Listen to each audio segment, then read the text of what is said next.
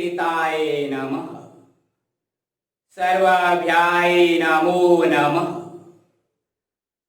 आप सबका स्वागत करता हूं द गैलेक्सी स्टडी पॉइंट बारहवीं के यूट्यूब चैनल पर।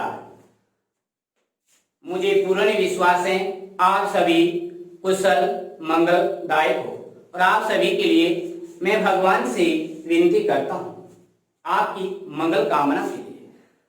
सर्वे भवन्तु सुखिनः, सर्वे सन्तु निरामयाः, सर्वे भद्राणि पश्यन्तु मा कश्चित् दुःखभाग् भवेत्। अब समय को ध्यान में रखते हुए हम आगे बढ़ते हैं। संस्कृत वर्णमाला। संस्कृत वर्णमाला के मुख्य दो भाग होते हैं। पहले भाग का नाम होता है स्वर और दूसरे भाग का नाम होता है व्यंजनम, जो मैंने पिछले वीडियो में बताया था। उसी प्रकार एक जो तीसरा भाग होता है उस भाग को मुख्य नहीं माना जाता है। ठीक है, यदि आपसे प्रश्न पूछ लिया जाए कि संस्कृत वर्णमाला के कुल कितने भाग होते हैं, तब आपको बताने 3। क्योंकि कौन कौन से? कि स्वर जिन्हें अच बोला जाता है, दूसरा व्यंजनम जिन्हें हल बोला जाता है, और तीसरा अयोग वहा। क्या होता है? अयोग वहा। नाम से पता चल जाता है कि अयोग वहा योग का अर्थ होता है योग। अ का मतलब योग नहीं है, योग नहीं है।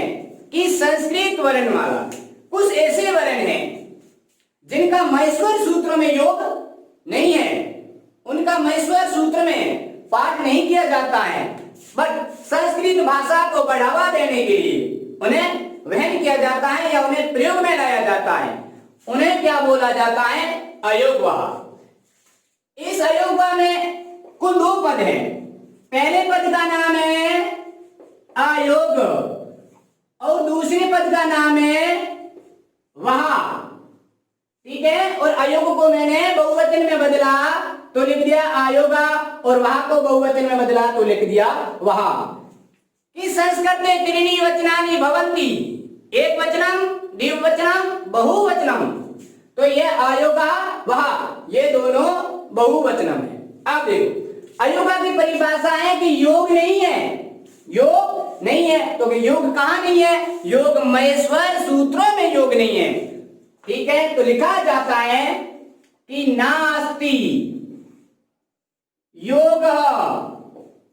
अब देखो नास्ति योग, न का अर्थ होता है नहीं और अस्ति का अर्थ होता है योग का अर्थ होता है योग।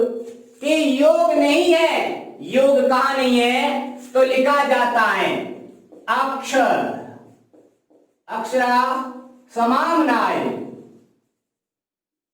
समाम्नाय नायसु। कि अक्षरा समाम्नायसु, अक्षरों के समान। तो समाम्नायसु का तो था वेद, वेद का मतलब होता है महेश्वर सूत्र। महेश्वर सूत्र को भी बोला जाता है शिव सूत्र। इनमें योग नहीं है, तो इनके लिए आपकी सरल भाषा में लिखा जाता है महेश्वर सूत्रेषु, यानी महेश्वर सूत्रों में योग नहीं है। इनका योग नहीं है, अयोग वहा। अब देखो इस वहा का मतलब क्या होता है? वहन किया जाता है, प्रयोग में लाया जाता है। तो लिखा जाता है प्रयोग में कहां लाया जाता है? संस्कृत भाषा में। तो लिखा जाता है संस्कृत भाषासु, संस्कृत भाषासु प्रयोग। संस्कृत भाषा में प्रयोग किया जाता है तो बोला जाता है वायंती वहा, वायंती वहा। इस संस्कृत भाषा में प्रयोग में लाया जाता है, उन्हें वहन किया जाता है और योग नहीं है, महेश्वर सूत्र में उनका योग नहीं किया गया है। उन्हें क्या बोला जाता है? अयोगवा। शुद्ध भाषा है कि नास्ति योग अक्षरा समाम्नायेषु महेश्वर सूत्रेषु ते अयोगः, ते अयोगः। संस्कृत भाषा सुप्रयोग वायंती वहा, मतलब कि इनका योग नहीं है, महेश्वर सूत्रों में पाठ नहीं किया गया है और फिर भी संस्कृत भाषा में प्रयोग किया जाता है और किया जाता है उन्हें क्या बोला जाता है? अयोगवा। परिभाषा संस्कृत में याद रख लो कि अयोगवा कितने शब्दों से मिलकर बना है? दो शब्दों से मिलकर बना है, दो पदों से। पहला है अयोगा चते वहा इति अयोगवा, इति अयोग वाह, ये परिभाषा है कि अयोगा चते वहा इति अयोग वहा। मतलब है अयोग का मतलब होता है कि नास्ति योग महेश्वर सूत्रे सूत अयोग संस्कृत भाषासु प्रयोग वायंती वहा। ऐसे वर्णन जिनका महेश्वर सूत्र में योग नहीं किया गया है और संस्कृत भाषा में प्रयोग और वहन किया जाता है उन्हें क्या बोला जाता है? अयोगवा बोला जाता है। अयोगवा में अयोगवा की कुल संख्याएं कितनी होती हैं? 4 होती हैं। पहले भाग का नाम होता है अनुस्वार। क्या नाम है? अनुस्वार। ठीक है। दूसरे भाग का नाम है विसर्ग और तीसरे भाग का नाम है जीवा मूल्य। चौथे भाग का नाम है उपदमानीय। ये मुख्यतः 4 होते हैं। अयोगवा की संख्या कितनी होती है? 4। पहला अनुस्वार, दूसरी विसर्ग, तीसरी जीवामूल्य और चौथा उपदमानीय। अनुस्वार मतलब जैसे अंग, ये क्या है? अनुस्वार। ये किसी भी स्वर के ऊपर लगाया जाता है बिंदु के रूप में, किसी भी स्वर के ऊपर बिंदु के रूप में लगाया जाता है, उन्हें क्या बोला जाता है? अनुस्वार बोला जाता है। क्या बोला जाता है? अनुस्वार बोला जाता है। जिस प्रकार ये लिख दिया मैंने अ, ठीक है, ये अ है। अब यदि इसका उच्चारण करूं तो इनका उच्चारण कहां से किया जाता है?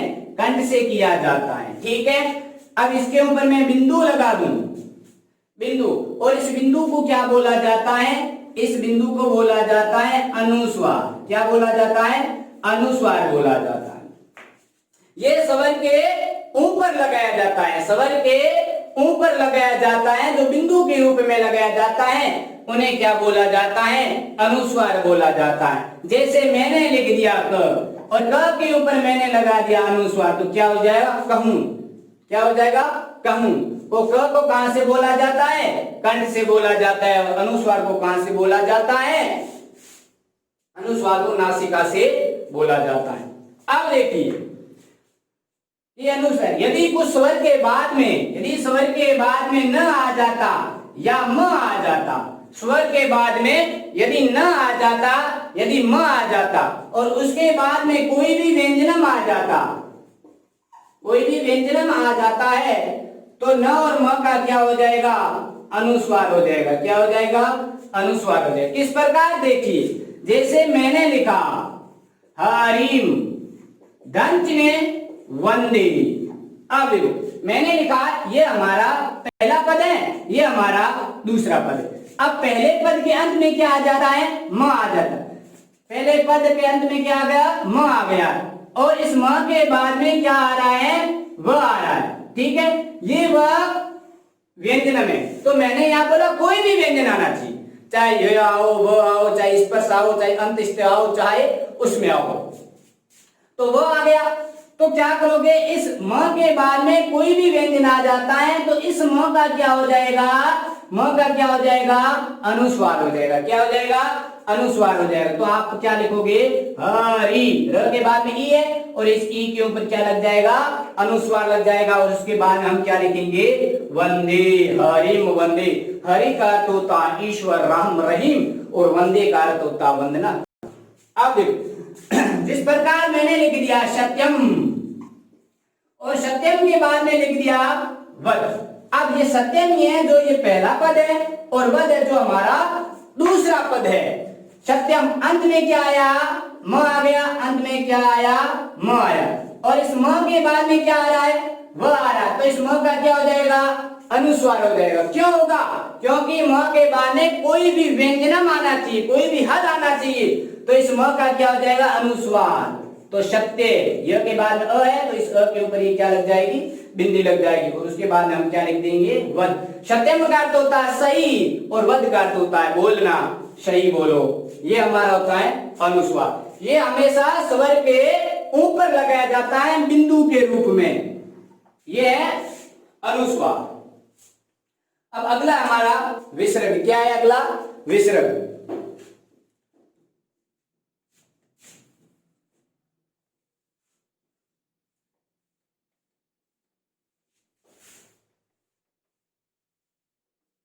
अब देखो विसर्ग का चिन्ह क्या होता है? दो बिंदु के रूप में होता है। किसके रूप में होता है? दो बिंदु के रूप में विसर्ग का चिन्ह, विसर्ग का चिन्ह है। किसका चिन्ह है? विसर्ग का। और ये है अनुस्वर। विसर्ग की परिभाषा है इस स्वर के बाद में लगाया जाता है और आधे ह की तरह इनका उच्चारण, पूरे ह की तरह इनका उच्चारण किया जाता है। अब किस प्रकार? जैसे ये अ है, क्या है? अ। इस अ का उच्चारण स्थान, इनको भी कहां से बोला जाता है? कंठ से बोला जाता है। और उसके बाद में ये क्या आ गया? विसर्ग। इस विसर्ग का उच्चारण किसके तरह किया जाता है? ह की तरह किया जाता है। किसकी तरह किया जाता है? ह की तरह किया जाता है। तो ह को भी कहां से बोला जाता है? कंठ से बोला जाता है।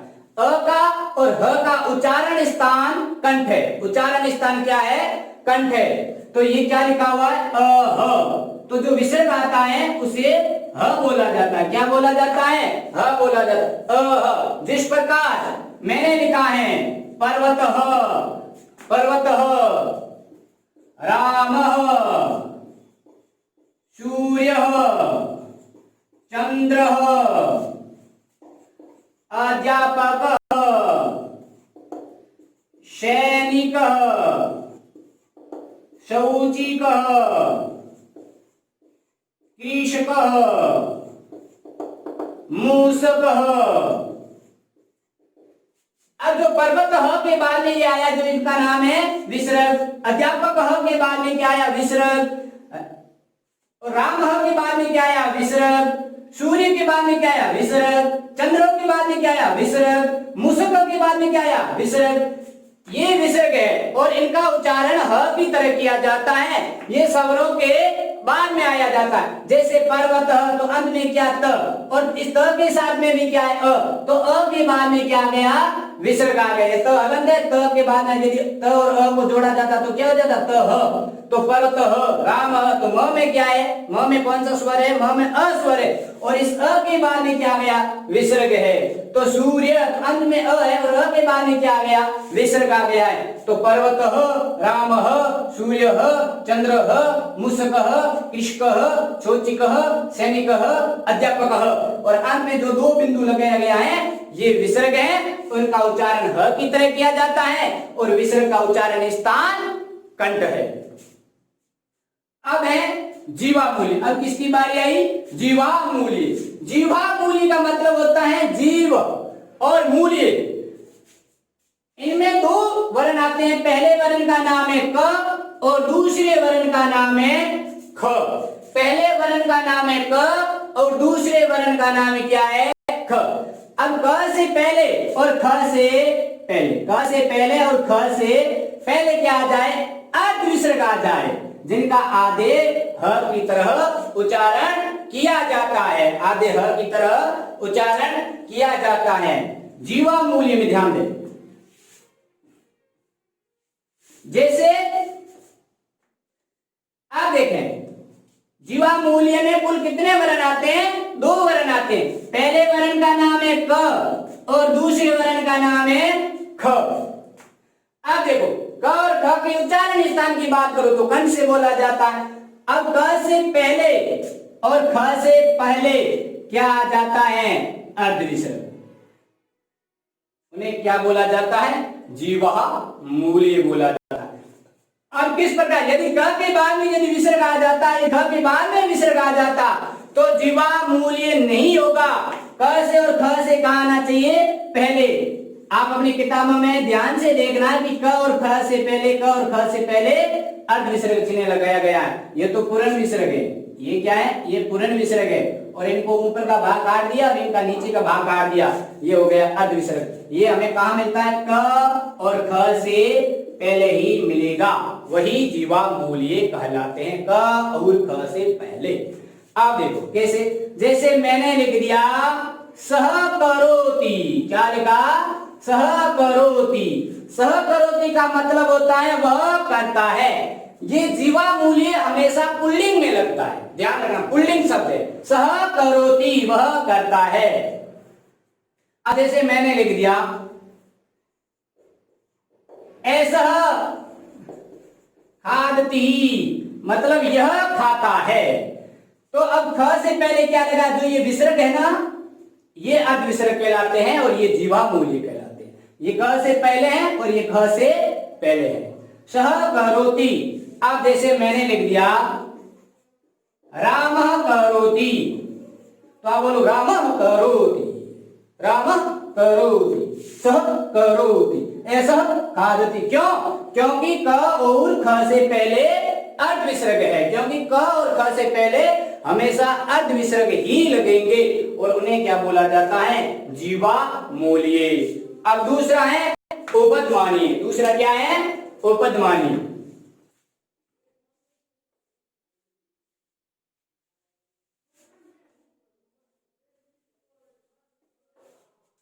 आप देखो उपदमानीय में क्या है, उपसर्ग है और ध्या धातु है और अन्यत प्रत्यय है। इन तीनों पदों से मिलकर उपदमानीय का व्युत्पत्ति हुई है।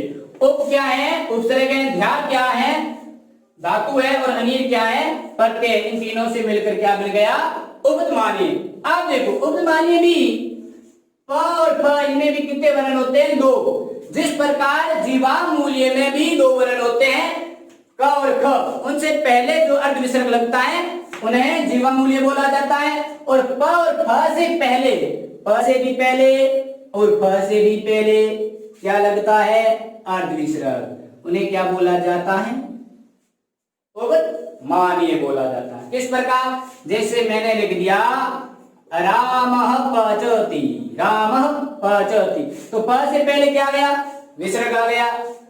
जैसे मैंने लिख दिया वृक्षः फलति, क्या लिख दिया, वृक्षः फलति, रामः पचति, वृक्षः फलति, तो प और फ से पहले क्या आ गया, जो विसर्ग आते हैं उन्हें क्या बोला जाता है, अर्ध विसर्ग बोला जाता है। अब जैसे मैंने लिख दिया रामः हसति, क्या लिख दिया, रामः हसति। अब आप बोलोगे ह से भी पहले विसर्ग आ गया, तो ये जीवा मूल्य उपदमानीय नहीं है। जीवा मूल्य क और ख से पहले ही मिलना चाहिए और उपदमानीय में प और फ से पहले ही हमें अर्ध विसर्ग चिन्ह मिलना चाहिए। उन्हें क्या बोला जाता है, उपदमानीय, और इन्हें बोला जाता है जीवा मूल्य, और इन्हें बोला जाता है विसर्ग, और इन्हें बोला जाता है अनुस्वार। अब देखो कि स्पर्श वर्णों की कुल संख्या कितनी होती है, पंचविंशति। कितनी होती है, पंचविंशति। इनके भी दो मुख्य भाग होते हैं। पहले भाग का नाम होता है अल्प प्राण और दूसरे भाग का नाम होता है महाप्राण। ठीक है। अब देखो अल्प प्राण में क्या होता है, स्पर्श व्यंजन का पहला और तीसरा वर्ण आता है और महाप्राण में दूसरा और चौथा वर्ण आता है। उसी तरह एक और होता है जिनका नाम होता है अनुनासिका। क्या नाम होता है, अनुनासिका।